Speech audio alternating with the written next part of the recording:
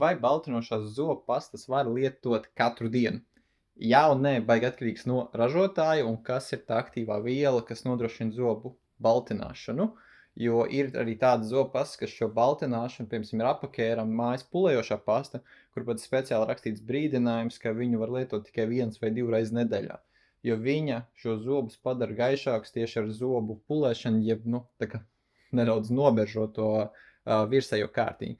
Savukārt, kamēr citas zobu pastas, kas ir tikai baltinošās, viņas varbūt izmanto ļoti, ļoti maigus šīs te aktīvās vielas, kas pa lielam, īstenībā nemaz nebalina zobus, viņas varbūt vienkārši bišķi vairāk nopulē, padara gaišākus, tagad baigi atkarīgs no ražotāja, un vienkārši ir kārtīgi jāizlasa lietošanas instrukcija, jo ir zobu pastas, kuras var, kas pa lielam vairāk vai mazāk, tas vairāk marketinga lieta, ka tur uzrakstīts, ka viņa ir baltinošā, un savukārt ir arī tādas, kas tiešām ir reāli baltinošas, vai nu ļoti abrazīvas, un tās gan nevar izmantot katru dienu.